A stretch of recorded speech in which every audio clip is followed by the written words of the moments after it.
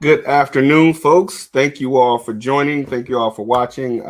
Thank you all for tuning in to the Real Life Real Estate Investing Show, where we talk about real life real estate situations, but we bring you real life real estate solutions. I'm your host, Glenn Glasper, affectionately known as Mr. Dollar Out of a Dime. And today's guest is going to be sharing with us some amazing information. Today's guest is Vlad. Vlad, I should have got your name right. Arakcheyev. Yeah. You'll tell us. You'll tell us. I don't want to mess it up. But Vlad has been an active investor for a number of years. He's done quite a bit of investing. He's out of the New Jersey area, and he's going to be sharing with us some of his expertise and knowledge in the business of real estate investing. So we will be right back. So hang tight, and we look forward to sharing some amazing information with you all today. And we'll be right back.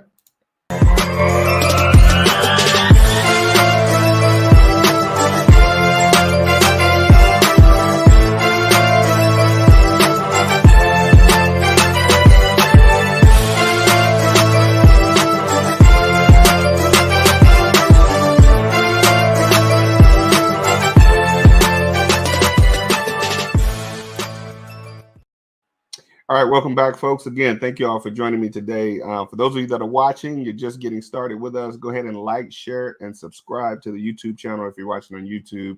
Like the video on the Facebook page, and go ahead and share it with some other folks so they can have access to this wonderful information. So without further ado, we're going to bring our guest. Vlad, how are you today, sir? I'm great. I know Vlad, my last name is not the easiest. I abused your last name, sir. Please forgive me. That's perfectly okay. It's Arakcheyev. I was close. I was close. Yeah, you were really close. So it's okay. not Okay. Good. How's everything going today? It's going great. Yeah, it's a beautiful Wednesday. We just had an amazing call with our team, and I think we're gonna make a small change in our properties in Boone, and I'm looking forward to it. Great stuff. Yeah.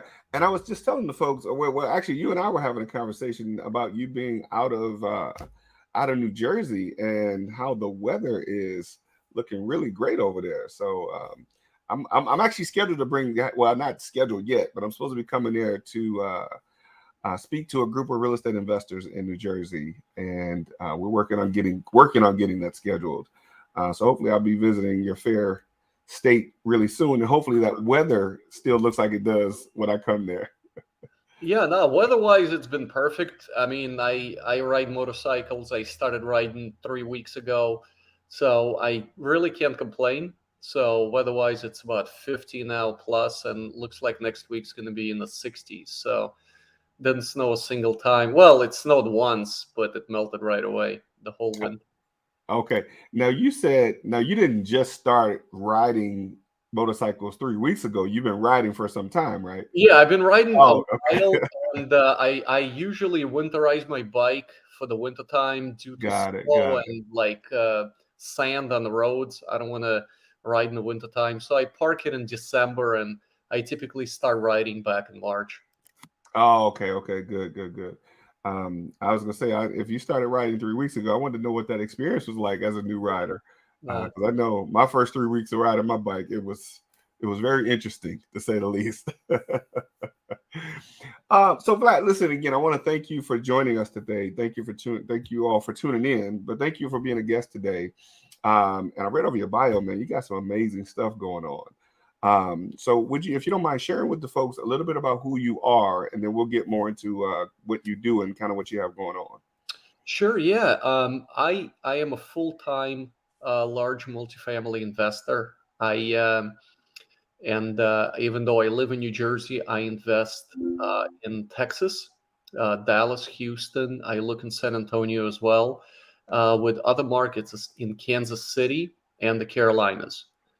But in New Jersey, I just do only residential sales because that's how I got started. I started to be a residential agent, and I still do residential sales. I just can't let that go. I'm having too much fun here. Wow. Yeah, but my career, I was doing something completely different. I was a graphic designer, had nothing to do with real estate whatsoever. Did that for 15 years. I used to make billboards that you see on the sides of the highway, and uh, we used to wrap buses with those graphics that you see often. So it was very interesting. But everything changed when COVID started. I got furloughed, and I needed to make a change. Spoke with my wife. We have 2 kids, mortgage, 3 cats. They're part of the family, Yes, and yes. decided we need something, some sort of stability, because you cannot rely on W-2. So I Mm, got called back, but still the thought was still in my head. Let's try something, and I started taking real estate classes at night. Passed my exam, got my real estate, and have been doing that, and slowly transitioned into flips and wholesaling, of course, natural progression. And I yes, started yes. going to like local meetups, because there's apparently a lot of them and I didn't even know about them. And Right. I really hit them hard. I started going maybe to 4 per week, and to let everybody know what I'm doing, and to kind of get the ball rolling as fast as possible. Mm, mm, So that's how my journey in real estate got started. And I'll tell you a funny story. We were sitting in front of a TV. We used to watch TV back then, and my wife said, "Hey, listen, I got us this ticket to MFIN." And I'm like, "What is that?" And she's like, "It's this multifamily conference in Houston." And mm. wait a second, multifamily? What are you talking about? I do residential stuff. We do flips. And please tell me Houston is like a suburb in New Jersey or something like that. She's like, Right. we flying to Texas. I'm like, Texas? We flying to Texas? And she's like, yeah. And that's exactly how it started. I went to MFIN. I saw about a room of 800 people that were just crushing it in multifamily space, doing all kinds of crazy stuff that I thought. And people like, oh, I got $2,000 and $5,000 and this and that. And I was just blown away. On my way back, my whole mindset shifted, where instead of thinking small and doing duplexes and quads, things like that I wanted to do, I wanted to do large multifamily. Mm. I'm Okay, like, that's okay. it, no more. And I realized, what do you need for that? You need credibility, education, and of course, network. And Mm, I started interviewing all the gurus out there for mentorship. And I signed up with Jake and Gino. It's a mm, multifamily mastermind or networking group. And also, I'm part of MIH, which is Make It Happen. mm, It's more of a concentrated mastermind where they push you outside of your comfort zone and really just like bring you out there and get mm. you on a fast track of to improve as fast as possible. And ever since, things accelerated tremendously because of the community, of course. Wow. So you're a JV partner in, well, first let's talk about the name of your company is Zontik Ventures. Did I Yeah, get that right? yeah. Okay. And so and I have that you're a JV partner in over 500 plus multifamily projects. Is that right? Yeah, I've last year I was just blessed and lucky enough to be in 4 JV deals and 3 syndications. Uh, Wow. yeah, Wow. when it comes to syndications, I raised capital for all 3, and also will work on operation. I mean, on investor relations. And when it comes to JVs, I like to kind of dive in and really just to understand as much as possible. So I volunteer for, I know I shouldn't, but I do volunteer to do many tasks like asset management. I participate on all calls. Mm, If I'm in a project, I want to be as active as possible. Not only, well, I'm fairly new in the game, in multifamily space especially, so I want to learn as much as I can, about Hmm. even the smallest things, Right. Right. and trying to not really like tell them what to do, but really learn. It's a huge learning opportunity for me. And what's the best way? Being a GP or JV, basically an owner and learning at the same time. So we Absolutely. all started somewhere there. A lot of people started as LPs, but I didn't want to be an LP. Wanted to be a GP immediately, and got my wish. So now I'm, you know, having fun. It's very important. You said something I want to make sure that folks catch. Um, you started volunteering, and you said maybe you shouldn't, but I think in the beginning, especially with getting to learn what you're learning and doing the things that you're doing and getting the experience, the best thing to do is one of the best things to do is volunteer. Right? I remember back some almost 20 years ago, if not more.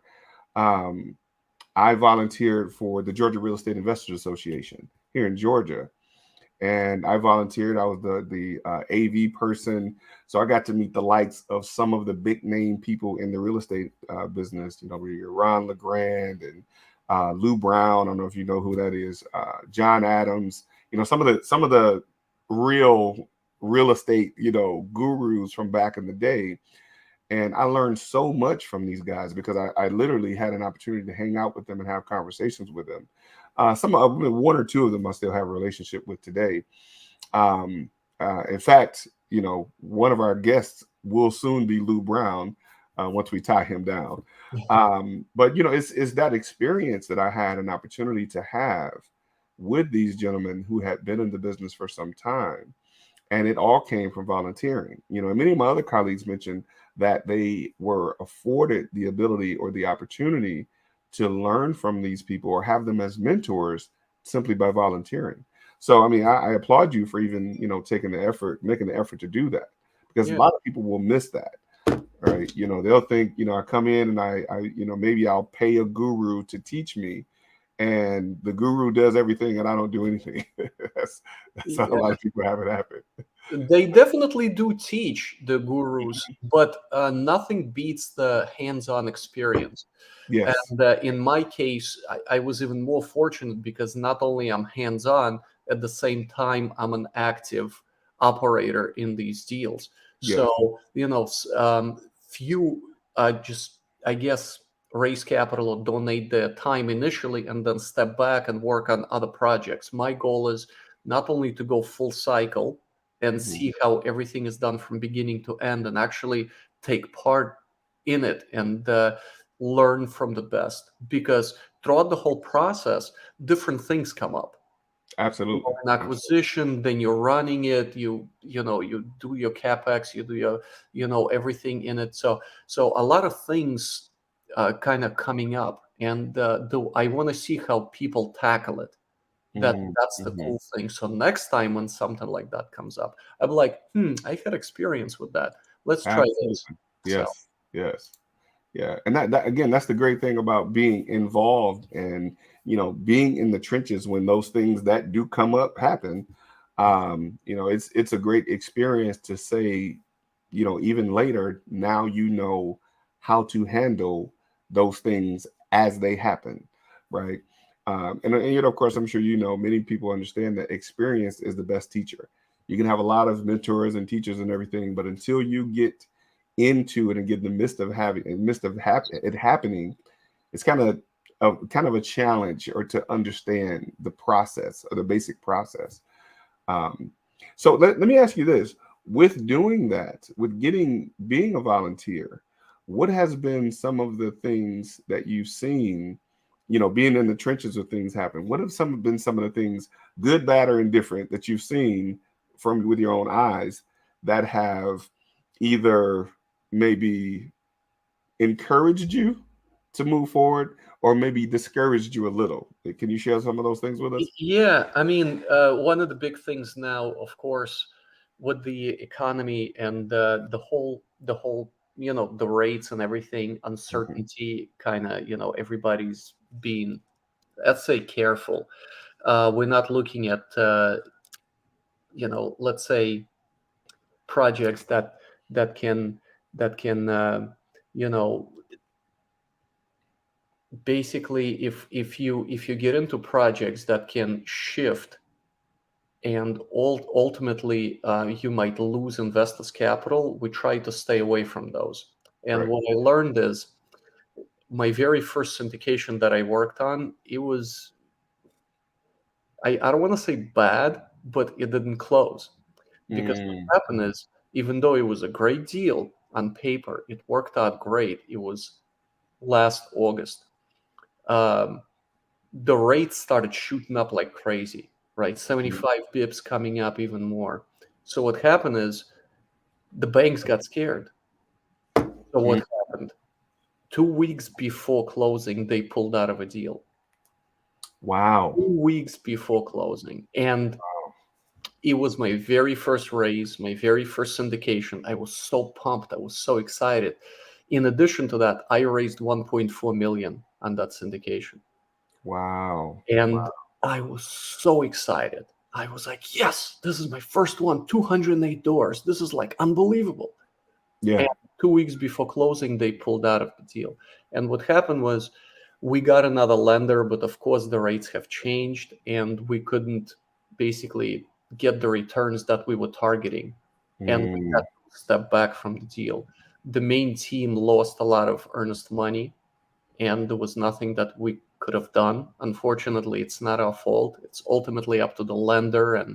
You know, um, and what I've learned there is not much you can do, but you have to do your best for your investors. That's yes. my thing. Yes. So there were few 1031 exchanges into that in that syndication. And obviously they identified that project to 1031 their money into. So what Mm, I've done is I started calling and finding other projects for them. So they're not going to lose their capital and obviously so they can move the money over. Few were out of the ID window, which is quite unfortunate. mm, And I actually found them a project that already closed and it's back raising. So I said, mm, hey, listen, let's do this. You can move your 1030, you can take the hit on taxes now, but if you move the money into already a closed project, a syndication, which was back raising, you can mhm, still have that tax savings to set off all that gain that you would pay. wow. You have taken that opportunity. Few just got mad at me, but at the same time, I realized that some of the things, all you can do is just to help as much as possible. But Right. few of the things are out of your hands. Like you can't do anything. I mean, I understand we're trying to mitigate risk as much as possible, and especially now. But with the banks and being uncertain, we're trying to be extra safe to not only protect us, but most importantly, protect the investors because ultimately we're responsible to them. Being a capital raiser, I completely understand um, how it how important it is to look after your investors. Absolutely. Absolutely. And I thank you for sharing that experience because oftentimes I think many people that, I mean, new or experienced don't understand that that is, these types of things can happen and they do happen, right? It's, of course, we understand that investing is a risk. And the risk that you take in many cases is being at the having to surrender to the economy in many cases, or surrendering to what's happening around you. So even in that scenario that you mentioned, like you said, it was out of your control, but of course you did the best that you could to keep Yeah. things going. I mean, none of the investors lost their capital. All Mm, the investors' capital was returned back. mhm, What I mhm, kind of do feel for is the people that moved their 1031s over mhm, or out of the ID windows, but we did help them. But all of the capital got returned back to the investors. Ultimately, I mean, we got another deal right after that. There right. was a deal that we got in November. It was 419 doors in Dallas, and all the investors are very happy to put their capital into that deal. And Mhm, I'm very happy to say it's closed and we're operating it now. So it's right. it's a great project, and I'm very excited to be a part of it. So Great stuff. Great stuff. And that's the part of learning this business and doing it and having the experience and the knowledge to be able to make a shift when those times come and when it's necessary. So again, kudos to you for being able to help them make a shift. You talked about 1031 exchange, right? Let's help. Many of the folks that will watch this will wonder, what is that and what are the mechanics of that? So for example, the scenario that you mentioned where you were having some of the investors use what they, some of their 1031 exchange into a new project. What does that process look like? And you said they were within the window, something that some of them were outside of the window. Can you explain that to us? What do you mean by that? sure, yeah. 1031 exchange is basically if you have a rental property, and if you sell it, you have to pay gains. You have to pay taxes on that. So in order to defer, I'm not going to say not to pay, defer paying taxes now, you can 1031. It's in a tax code. You can 1031 into a different property, which is the same or larger size, and you have to. And defer is a good word to use, by the way. Yeah, they'll always get you. You're going to have Right. to pay eventually. But right now, you kind of defer to Yeah. pay later. Maybe your tax situation will change down the line, and you might pay less if you have more depreciation, for example. But Yes. anyway, yeah, they move they pick a project. You have, I believe it's 60 days to pick 3 projects where you technically don't touch the money. It's a third party that is responsible for the capital, and they will move that money into a different project that you picked. So in the syndicate, you can pick anything. Like for example, if you sell your single family rental, you can buy a larger single family rental or a duplex and move that money into it, and use that money, that capital, to purchase another property, so you can grow constantly. So in this particular case, it was a syndication. And in the syndication, it works a little bit differently, where you have to have a tenant in common structure, or a TIC. So 1031 comes in. It's an expensive process. So an attorneys create TIC structure and move 1031 as a tenant in common into the syndication. And that's how basically it works. So it's really cool that you can shift your capital and grow. At the same time, few syndications do not take 1031s. And the reason is because it's an expensive, as I understand, don't ask me how much it costs, but I know it's an expensive uh, process to set up a TIC structure with a syndication. Few do, and few may take 1 or 2, but large sums. By large sums, I mean 2 million, 1.5 million, somewhere around there, because financially it doesn't make sense to take, let's say, 300,000 or 500,000, because you the whole waterfall changes and everything, and of course the setup itself, the setup fees, attorney fees, and everything. It's it's a process. Yeah. So So in the event, as you mentioned, them being outside of the window, what happens in that situation? yeah, if you're outside of your ID window, you cannot identify any projects. You can identify 3, so you cannot identify anymore. Mm, mm, You're stuck. right, And right. so you're going to have to take a hit on the taxes. You're going to have to pay the taxes. So Mm, let's say you have $1 million, whatever your tax rate is, you'll pay 30%. mm-hmm, But if you take your remaining capital and, let's say, put it into another syndication, or anything, the depreciation from that from cost segregation, accelerated depreciation from that property will offset whatever you paid in taxes. So many of you know that you can depreciate a property, right? Hmm. Some may know, some may not know. Okay. So if you can explain that to Yeah, us. you can depreciate a property, Mhm. investment property. Yes. Yes. When it comes to depreciation, obviously, like let's say the roof, siding, stuff like that, it depreciates in 27 and a half years. When it Mhm. comes to larger multifamily, you can accelerate depreciation. Mhm. So you do a cost segregation study, you hire a professional company, they come in and they do a cost segregation study, and they can depreciate everything.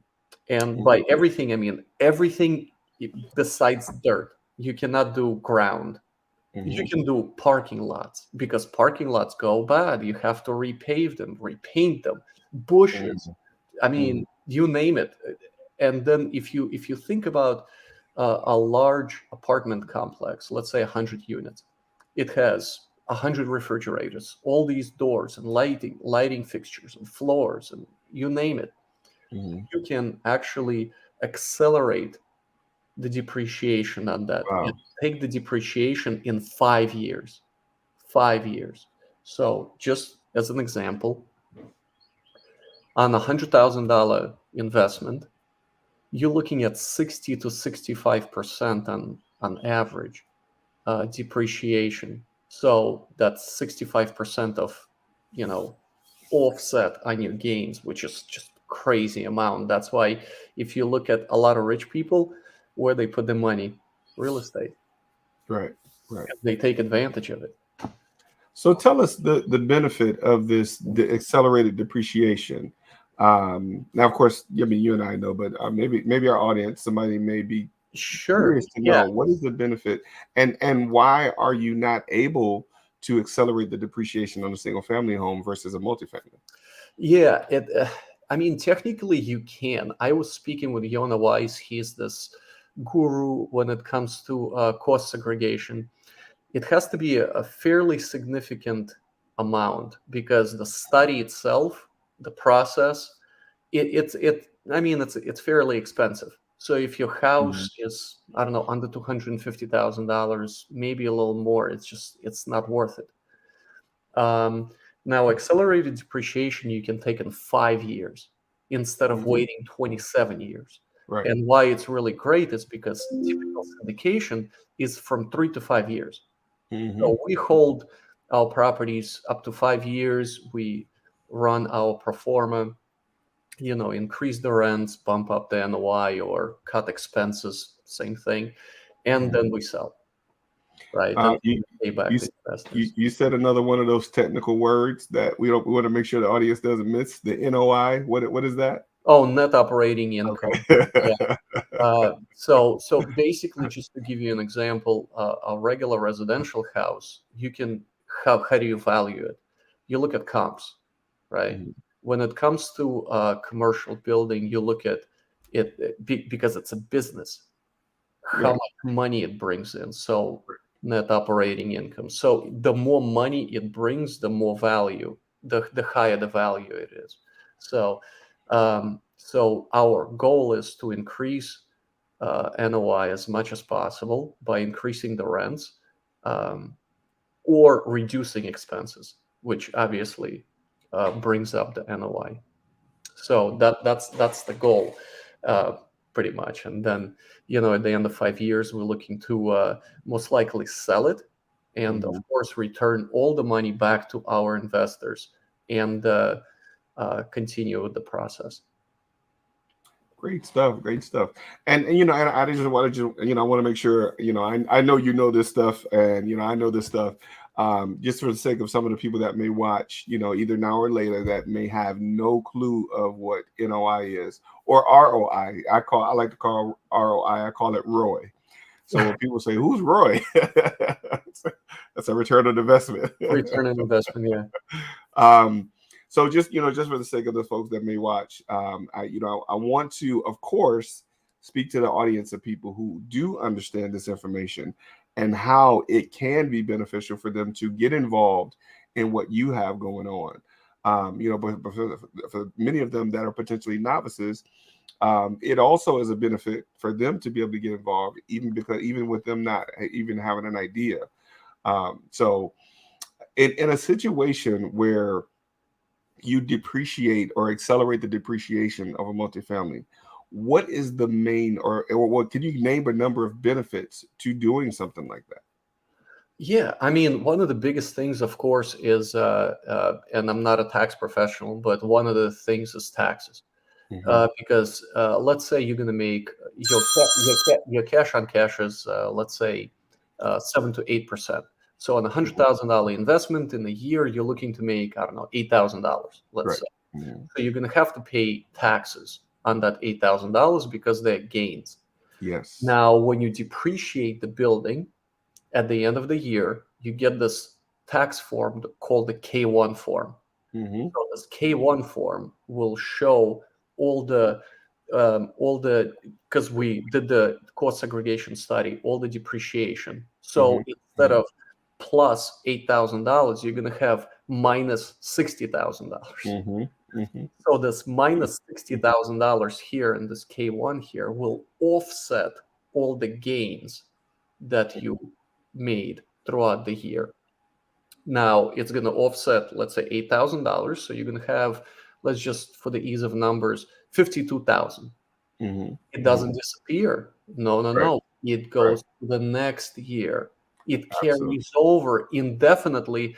And if you have any left over, it keeps on going and going and going until you basically die. It goes on indefinitely. It doesn't. So, and every year it compounds, Hmm. Hmm. right?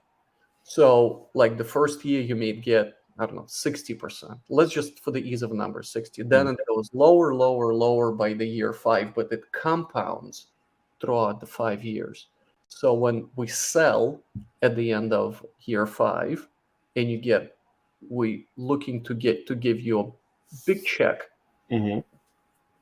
all that big check most likely, all that depreciation most likely will set off all that money that you made, or you will pay extremely low taxes. But of course, it depends on everybody's tax situation. So don't quote me. Speak with your CPA or tax professional. But in my Or a former president of the United States. exactly. I mean, I don't like to bring in politics and things like that. But It's not politics; it's business. it's business. One of the famous things, the stories that came out, and you know what, I didn't know about it back then when Trump's finances came to um, light. Everybody's like, he's paying like $100 a year in taxes. How Right. is it possible? He's a cheat and he's doing this and that. And funny thing is, he's not cheating. And people say they're using loopholes in a tax code. They're not loopholes. Mhm. They're written in a tax code. They're Yes. right there. They're written. Anybody can take advantage of them. Anyone.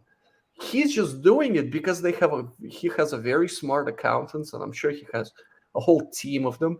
And Right. that's why he's paying so little. He's not cheating the taxes. Listen, if you cheat on your taxes, you go to prison, and we all know that. A lot of actors, I know few, and business people went to prison because of that.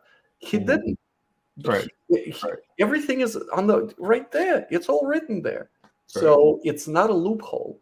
So you can take advantage of it too. Anyone can. Absolutely. Absolutely. The cool thing is you don't have to be an active investor. You can be a passive investor. Like I'm Yes. speaking with IT people, with engineers, with doctors, attorneys, just people that are too busy at their job, or other business people. Like I Mhm. have friends that have construction business and stuff like that. That they like it. They don't want to get out of it. But Right. at the same Mhm. time, they want that passive cash flow. So what Right. do? Right. They find people like us, in active investors, syndicators, and they invest their capital with us, and they enjoy passive income and at the same time tax benefits that we all enjoy when it comes to large multifamily real estate. It doesn't have to be multifamily, but in my case, it Mhm. is. Yes. So, and that, that brings me back to what you mentioned about deferring the taxes, and you can defer them until you die. Technically. Right. And that's the thing that many people will miss in understanding how, one would be able to, well, I don't want to say get away with, or one would be able to use the tax laws to be able to defer Yeah. paying taxes, for the rest of their lives. I mean, who would have thought how genius it would be to bury an ex-wife on your golf course? Yeah, I mean, it's pretty good. It's literally written right there, and it's Yes, a lot of people say, "Oh, by the way, I don't have any money or anything like that." And at the same time, they have hundreds of millions of assets under management. But absolutely. that's how it works. And few companies, and we know a lot, buy debt. Why Hmm. do they buy debt? To offset their income? So, I mean, Absolutely. it's right there. Anybody can take advantage of it. So, So let me ask you this. This is probably a question that many people would want to understand, and I think you explained it some. For somebody who's relatively new to investing, how does one, if someone got started like you got started, a few years ago, how do they become a part of 500 plus multifamily units? I mean, do they have to have a ton of money? Do they have to know a ton of people? Do they have to be a former president of the United States? I mean, No, how does it definitely work not. out? Yeah, no, definitely not. I mean, one of the big things you can do is there's two pathways, I think. You can Mhm, learn yourself. You can, for example, go on YouTube, watch presentations like this, learn from books. I mean, fairly inexpensive podcasts are huge. There's a lot of mhm, education experience there as well. It might take you much longer, mhm, but mhm, you'll get to it eventually. But it'll take you longer, and so it's. I always give this example. You can learn how to ski yourself. You can go up the mountain. You can fall down 20 times. It'll take you 2 weeks, and mhm, whatever. Take one lesson, pay $200, and by the end of hour three, you'll be skiing no problem. I'm sure, or mhm. at least you'll be good. So it's Yes, the same thing here. You yes, can pay for coaching, you can pay for education. In my opinion, education is key to this. I mean, yes, you can ultimately, let's say, attach yourself to already somebody that's doing it, which is great, and they can mentor you. And yes, I've seen a lot of people that do that. You just kind of have to give them some sort of value or something that they need, right? Because they're not just gonna, take their time to take you under their wing. You know how that works. absolutely, Yeah, absolutely. but I think education is huge. Uh, you can interview with, there's so many out there. There's Jake and Gino, like I said, I'm a part of them. There's Rod Cleve, Sam Rock. I mean, they're everywhere. But Mhm, mhm, my advice is this, because I've been burned on taking a coach, and they weren't. I don't want. I'm not naming names or anything like that, but they weren't good. mhm, Interview them. Interview all of them, mhm, because mhm. interviewing is free. When you give them your money, and it's a lot of money, make sure, make really sure that their values align with yours.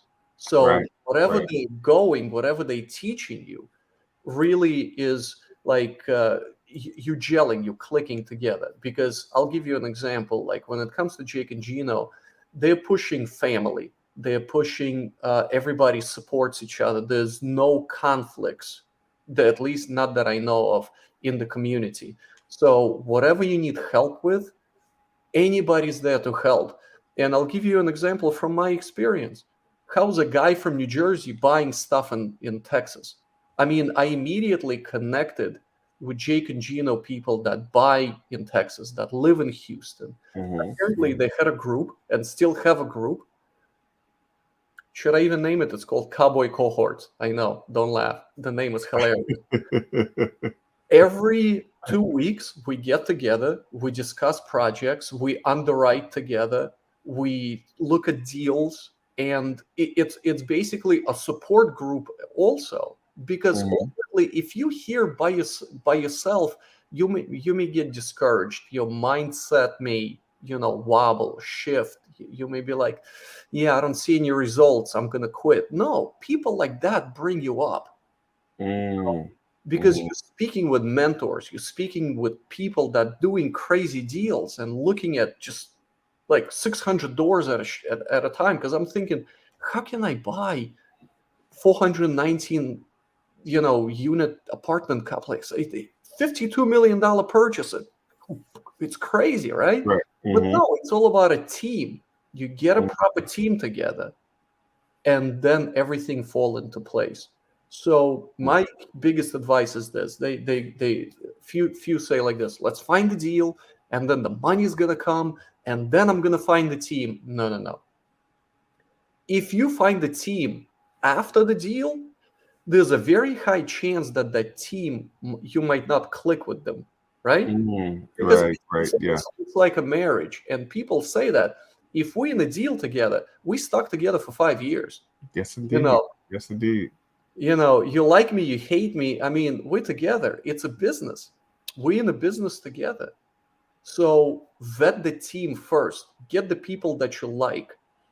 Get Mm. Mm. together and be like, hey, listen, let's underwrite together because we have the same values. We're looking for the same thing in the same area, same market. Let's help each other and, get more deals together. So I believe I'm screaming from the rooftops.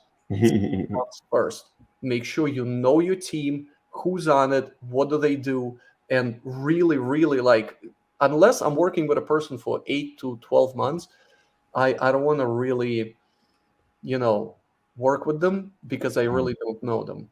Right. Right. Okay. Okay. So Great stuff. Great stuff. Listen, so a lot of people were chiming in saying great information. Thanks for the information. So with all of that, here's a couple things that I want to have you, I guess, expound on a little. Now you mentioned about raising capital, yeah. right? And of course, I know. Well, I mean, I'll let you explain it, but I know kind of how that comes together. Um, is the way that you did it? Is it common for one person to be able to do something like that? And could you kind of go back and tell us a little bit about how you were able to raise the capital and what you are currently still doing to raise capital for syndication on projects like this that you're working on? Yeah, raising capital, in my opinion, is one of the easiest things to get into a multifamily deal. Um, well, there's two things you can do. You can find the deal, then Mhm. you pretty much call all the shots. Number two is raise capital because due to our economy, and obviously banks are pulling back, LTV is really low. So it's about, I don't know, 60 to 65%, right? So everything else you have to raise. So you have to raise, I don't know, 40% plus, Mhm. plus closing costs. And So LTV, can you tell us local what that is? value. Sorry. Okay, Yeah. okay. So you I can, know we take for granted that everybody knows what we know. before it was easier, right? Yes. Before you could have much higher, higher debt. But Mhm, mhm, now, banks are afraid, they're pulling back. I mean, I'm sure you can get higher in some cases, but let's just say 60 mhm, is a pretty good number now. mhm, So anyway, you have to raise the rest. Raising capital is quite challenging because from what I realized is people really don't want to give you all that money, and you're asking for a lot. You're right, asking yeah, a typical a typical raise can be, let's say, 5 million, and you're looking to raise 50,000 is a minimum investment. So right, just right. put yourself in investor's shoes. Would you want to give $50,000 to somebody who you don't know, Mm, or let's say you don't trust? Let's say I have a lot of best friends. I mean, and not a lot, but really good friends, really like solid guys that I know for like 20 years. mhm, mhm. Not a single one of them invested with me in two of my first deals. You mean they wouldn't give you a measly $50,000? That's it. And they have money. I know they do. And Uh, I'll tell you why. I'll tell you why. Because they were still thinking of me as a graphic designer, not Yes, a real estate professional. They were still absolutely. thinking, they're like, oh yeah, it's just his side gig or something like that. Right, Even right, though I right. resigned from my W-2, I Yeah. quit. Hmm. I resigned. This is my full-time job, if you call it a job. Yeah. And So we're gonna go back and get into that transition as well from yeah, W2. But go ahead. I want to but and one person put in there credibility, yeah, So so credibility is so what does huge. that look like in raising capital for someone Yeah, who's just a graphic designer, we'll say? make sure you know what you're talking about when it comes to anything real estate related. Like, I'll Yes. give you an example. I always like chime in when I speak to my friends. Oh, by the way, did you see the real estate market in Jersey? Oh, do you see people are selling this? So I'm like, oh, you see the rates these days, and I'm kind of throwing it in there all the time. So Mm, they mhm, would mhm. realize and understand. And now what happened is they're calling me and they're like, "Oh, by the way, can you find us a warehouse like 20 miles outside of Williamsburg?" Stuff like that. So Mhm, mhm. you really make sure you know what you're doing, and it's really important to be on social media, to do events, to do speaking engagements, and at the same time present yourself as, because you're running a business here, so you have to really, it's like, would you invest in Bank of America? Yeah, because you know them, they're Right, everywhere, you see them on every right. corner. But if it's like, Bob's Bank, you'd be like, who's Bob? That's about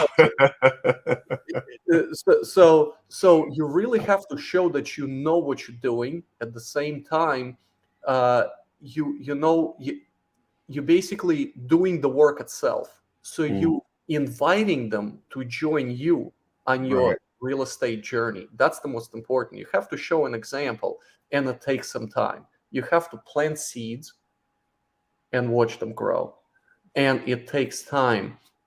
One of the guys who I was speaking with a few years back, he goes, if you want to raise capital, you should have started 2 years ago, Mm, and then you would be successful at it today.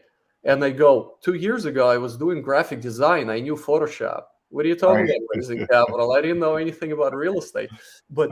But ultimately, you have to plant the seeds now. So speak with people and say, hey, by the way, did you hear about this in real estate? Do you know about this multifamily? Or let's say, do you know this huge boom in storage or something like that?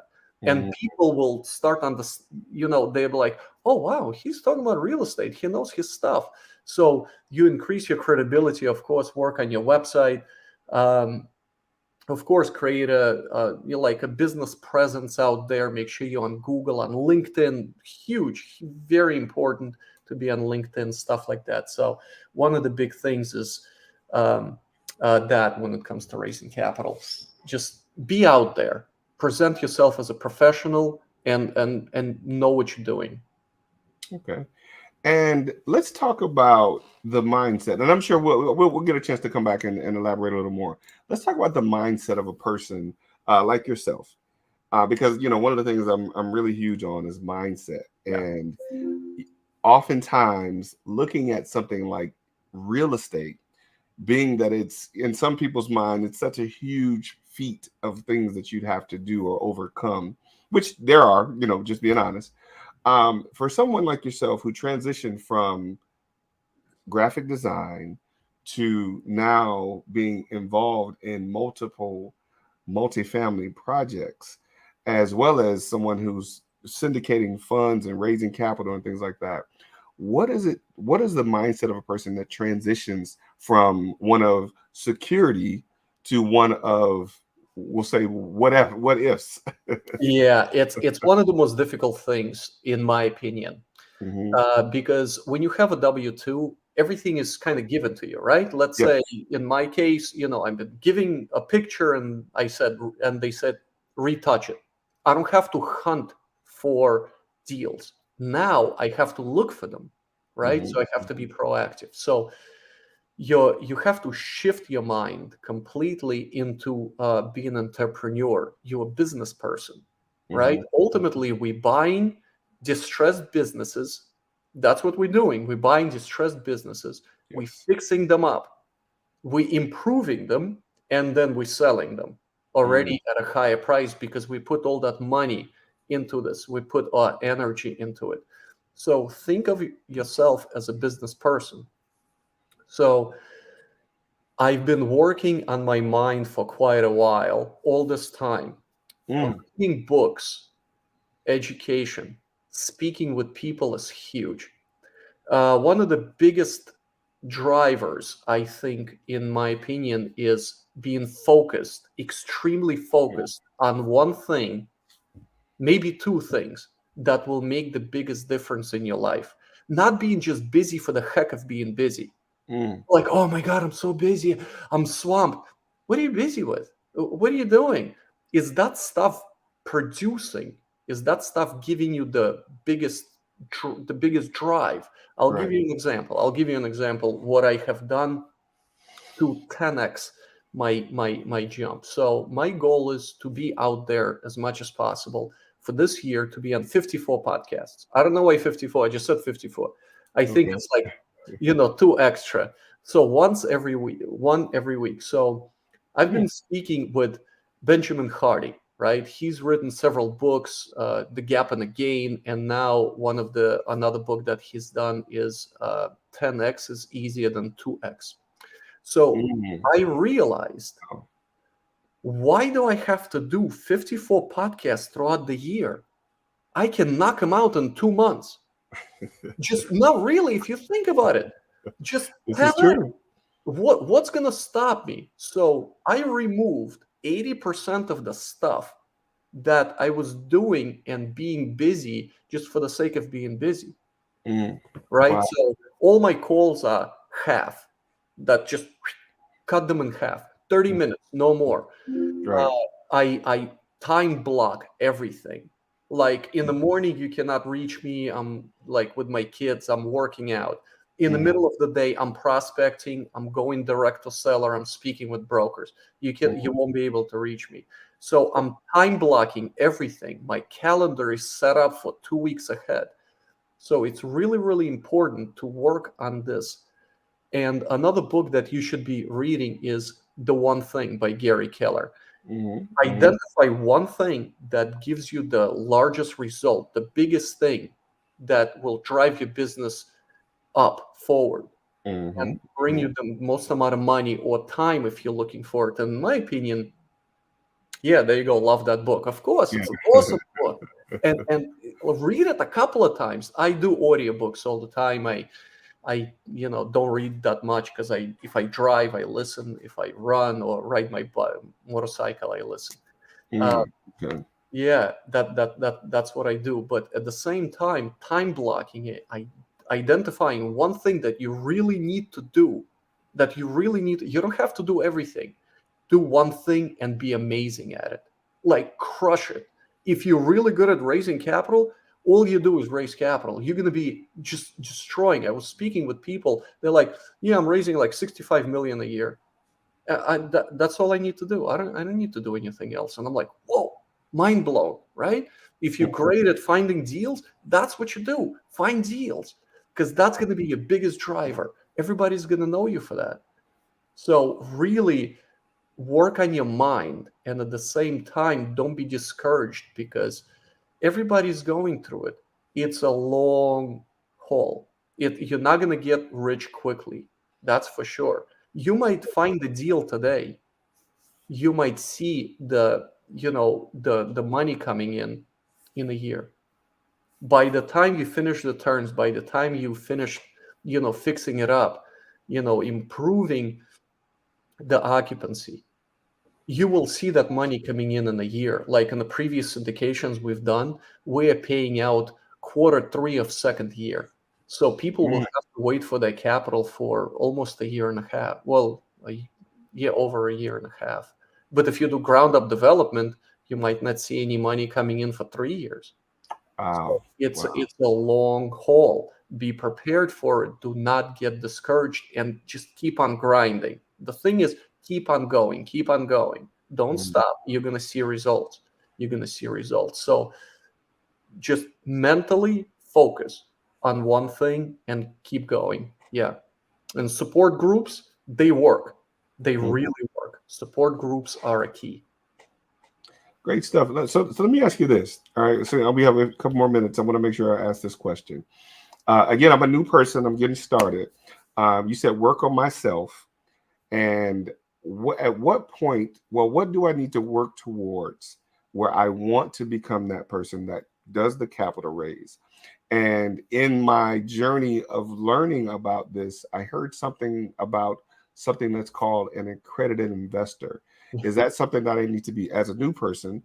Do I need to worry about that? Or how do you approach accredited investors or non-accredited investors? And could you explain a little bit what those are? Yeah, of course. It basically, when you raise money for a syndication, there's two types of investors you can reach out to. There's basically two rules: 506C and 506B. So you have accredited investors and sophisticated investors. Accredited means if you're a single person, you have to make $250,000 a year for 2 consecutive years, or have 1 million of assets, not counting your primary residence. So basically, and the deal with accredited investors, you can advertise it. So if I have a deal, let's say in Texas now, I can blast it all over Facebook. I can solicit from everywhere. I can scream from the rooftops about it. Now, that's accredited, the C's. When it comes to a sophisticated investor, you have to have a pre-existing relationship, and you cannot advertise your deals. So let's say, for example, pre-existing relationship, it's a gray area, but you have to basically know their financial situation and make sure that you had at least a couple of conversations with them before you ask them or present them with a deal. So I'll give you an example. So let's say if I have a 506B deal. I don't, but let's just say I do. I cannot just say, hey guys, I have this awesome deal, why don't you check it out? I can't say that because I'm advertising. But if you ask me, like, are you working on any deals? I can say, yeah, I have a deal. It's great, but I cannot physically, I cannot say like, oh, by the way, you should invest. Or as soon as I start giving you the numbers or the returns, I'm advertising. So I have to stop right there. So it's really important to identify who you're presenting the deal to. And if it's a 506B deal, you have to be really careful to go only with people that you have an existing relationship with. You can't really, and technically, you can go. You can if it's a B deal, 506B, you can have 506C people and B people in it, which is perfectly okay. That's okay. But still, at the same time, you cannot advertise that deal. The last deal that we've closed was $128. It was a B deal, and we did not advertise on Facebook or LinkedIn or anywhere else. All the investors that we used for that deal, we have a relationship with, and actually in that deal, three of my friends have invested. So it finally took, I don't know, 3 syndications and few years for them to trust me with their, $250,000. So it was a pretty successful deal, and we closed it 10 days ago. So I'm pretty happy about it. Great stuff. Great stuff. Congratulations. Thank So let me ask you this: in that 506B, 506C, and advertising on Facebook and those things, in any of that, I'm likely not to be able to say I'm looking for money for this project. Yeah. Is it safe to say I'm looking for partners for this project? Yeah, that's a gray area. If it comes to 506B, I wouldn't even say looking for partners. I would just kind of, if you know them, yeah, you can say, hey, listen, I'm looking for partners. That's fine. When because it's not written exactly. Right. So, and I'm definitely not an SEC attorney, and there's a lot of them out there. I was speaking with Kim Lisa Taylor, and I saw her at Best Ever Conference, and I asked her this exact question about advertising and talking about 506B deals. And she's like, as soon as you start saying the numbers and it might seem like you're promoting it, you're promoting it. So stop right away. Right. So it's better to be safe than sorry. You can, I mean, technically, like I mentioned before, the easiest way to get into a syndication, in my opinion, is to raise capital. And I'll give you an example. Let's say on a previous deal, there was a certain GP, a certain GP percentage allocated to capital raisers, right? So let's say you have 10 capital raisers on a deal. Let's just say 10. And my friend came over and he goes, I know somebody that is looking to get into syndication, but since there's no GP spots available, what can we do here? So one of the easiest things that you can do is you can technically create an LLC, right, with both of us, and that LLC puts in investors' capital. So you're not diluting the pool of people in the GP structure here. It's still 10, but instead of Vlad coming in, you don't have Vlad coming in. You have, let's say, Vlad and Mike coming in, Vlad and Mike LLC coming in as an investor. So that's one of the ways you can invest capital and have, let's say, bring in a less experienced capital raiser into a deal and still make the deal work.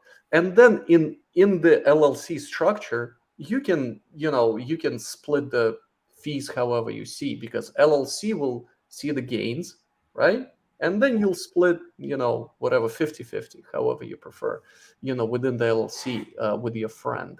So that's one of the ways you can do. If you know you can raise capital, try it. Few people are doing it successfully. Like I know one person, he's like, oh, all my friends and I have a bunch of rich relatives, so I can raise millions. What do you need? I'm like, we should talk. Right. Because I do have deals that are coming up, and we're always looking for equity. One of the biggest things is, of course, coming in with investors' capital, finding investors, and ultimately it's a win-win for everyone, right? Let's say you're an attorney or you're a doctor and you have a lot of money. Where are you going to put that money? 401k? Right. Savings? What's savings giving you these days? 2, 3, 4% at most? There's something that's giving 4%. I'd like to know know. I don't have any savings. I'm just kind of guessing here. Right.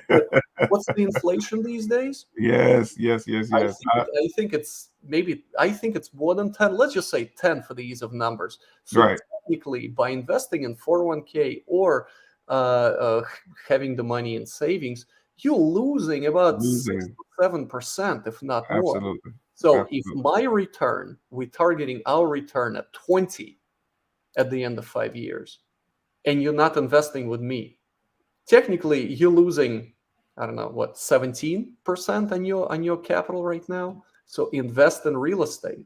Don't invest with me. That's perfectly okay. Invest with another operator. Invest who you trust. Invest in an area. Let's say I buy in Texas. You want to invest in Arizona. I don't buy in Arizona. That's perfectly fine. I'll connect you to somebody that buys in Arizona. Invest with them. I'm perfectly okay with that. The thing is, though, make a smart decision with your money, and most importantly, make sure your money is working for you, right? Most If definitely. you're sleeping while you're making money, then you're truly wealthy. Just think about that. You're sleeping, you're doing nothing, and your money is working for you. You're not busting your butt for your money. Your money is working for you. Then you're truly wealthy. Freedom of time, right? That's what we're all here for. Absolutely. Vlad, thank you so much. You have given a great amount of information. I wish we had a lot more time to be able to cover some more stuff, because I'm thinking of several questions that I'm sure the audience that probably don't know much about this, they don't know what questions to ask. But because I know about it, I know what questions that they should know and they probably need to know when potentially getting involved in something like this. So we definitely gonna have to bring you back for part two. I talk about real estate all the time. I yak too much because it's such a passion of mine now. Oh, absolutely. I realized its potential, its power that Yes. people don't know. You know what some people ask me? Is that a Ponzi scheme? I'm like, what do you mean? It's like returns like that, and plus you have the taxes. I'm like, Google it. Just See, literally Google it. They're like, what's a cost segregation? I'm like, Google it. It's right, right there. There's like right. thousands of articles about it, thousands of stories. People are talking, screaming about it. You just don't know because it's not out there. And Google it. see, you said something earlier that ties right into that about the mindset, right? For people that have we'll call a minimalistic mindset, those people who they are afraid of things or they'll challenge things that they don't understand. I mean, who says after all of the knowledge and all of the information about real estate making the most millionaires, who today still thinks it's a Ponzi scheme? Like, I mean, it's got to be those people who have no clue or they're afraid of it, right? They don't understand it, so they're afraid of it, and that fear or them being afraid makes them automatically go to the we'll call it the way of escape. It's Yeah, easy to say that it's a the Ponzi defense scheme. mode. I Yeah. know what you mean. Yeah. I mean, education is key. That's why I'm Yes. literally out there everywhere trying to educate people. Like I'll be in a month, I'll be speaking at a big seminar here in New York, New Jersey area in the Hilton Hotel in front of like 200 investors, but they are flippers and small residential investors. And they Yeah. have no You got idea to what give it me is. you got to give me the date, time, and the address so we can make that 201 investors. So yeah. No, I'm trying to just educate people because my eyes have been opened. Yes. You know, Yes. um, You've I, I you've you've done what many call drink the proverbial Kool-Aid. yeah, and I'm like, oh my God, if I knew then what I know like 20 years ago, if I started this, oh my God, Yes, we're doing this interview like in Hawaii or something like that. absolutely, absolutely. So listen, because of what we know now, we can do this interview in a year in Hawaii. I, Sooner than that.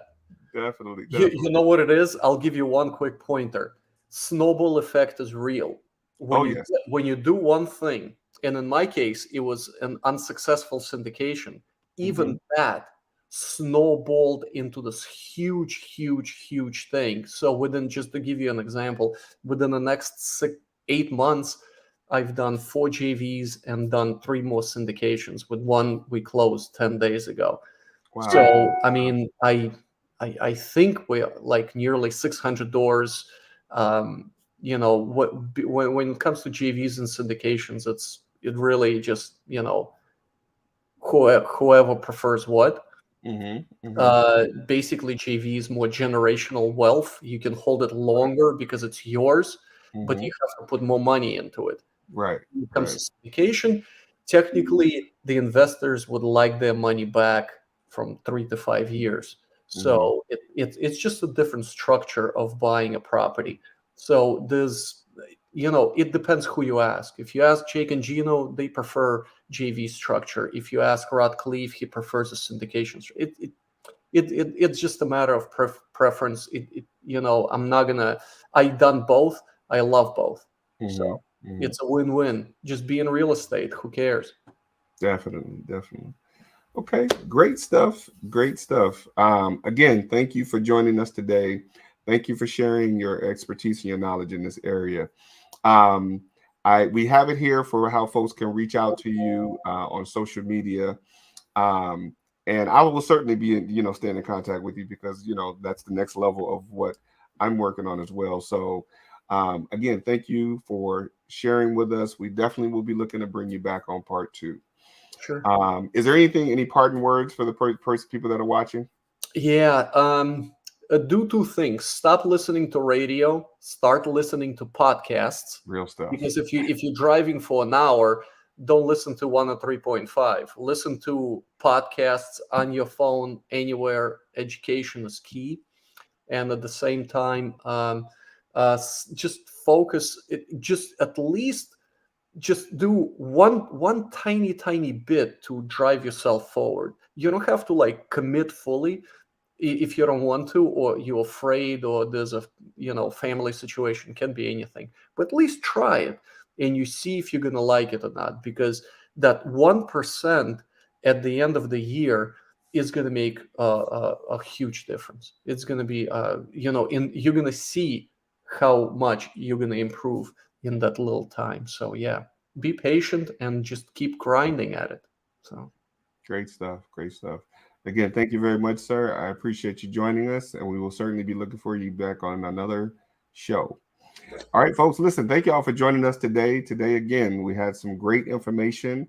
Look for us next week. Don't forget to join us tomorrow on our new show, Real Life Real Estate Investing Uncensored. It's one of those shows where we go off the grid and we do some wild stuff on there. But don't forget to join us tomorrow. And again, this has been the Real Life Real Estate Investing Show, where we talk about real life real estate situations, but we bring you real life real estate solutions. And we look forward to seeing you all on tomorrow. Have a great day.